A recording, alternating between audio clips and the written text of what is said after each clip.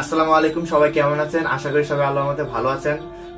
लो भाई, इस वीडियो में मौजूद इस नौजवान लड़के का पता चल गया। जब इस पर प्रेशर पड़ा तो ये मजबूर होकर एक दूसरी वीडियो बना दी और उसमें सारी हकीकत खोल कर रख दी।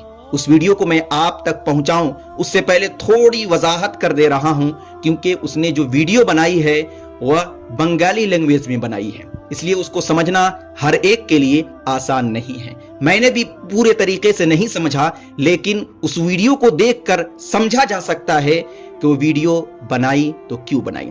दोस्तों, वो अपनी वीडियो के अंदर कह रहा है कि मैंने ट्रेंड को देखते हुए ऐसी वीडियो बनाई, और जो ठेले पर बैठी हुई नजर आ रही है वह बैठी हुई नहीं है, वह बैठा हुआ है।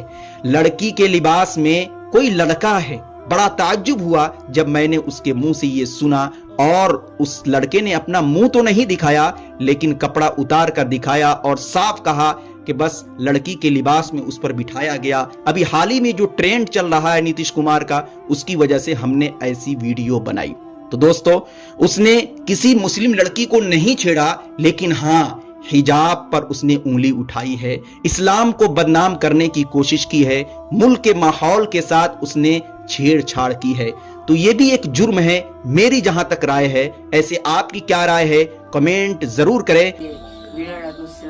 তো গাইস, মূলত ওর কোনো দোষ নেই। ওই ছোট মানুষ, ওই ছোটবেলা থেকে আমাদের কাছে আসে, তো আমরা তো যেহেতু ভিডিও করি, তো ওকে কিন্তু আমি মূলত বলছিলাম যে এই কাজটা করার জন্য। তো মূলত পুরো দোষটা কিন্তু আমার উপরে, মানে ওর কোনো দোষ নেই, ঠিক আছে? তো আমাদের এই বিষয়টা নিয়ে বর্তমানে মানে অনেক বড় বড় চ্যানেল থেকে মানে নিউজ করা হচ্ছে, মানে অনেক বড় বড় কি বলবো, পুরো বাংলাদেশে ছড়াই গেছে এই বিষয়টা নিয়ে, যে ওইটা একটা ছেলে ছিল, মেয়ে ছিল, ওকে আমরা মানে ওপেনলি কোনো ইয়ে করছি। আসলে কিন্তু এই কাজটা করা আমাদের জন্য অনেকটা অনেকটা ভুল হয়েছে। তো তার জন্য পুরা দেশবাসীর কাছে ক্ষমা চাইতেছে, আমাকে ক্ষমা করে দিবেন।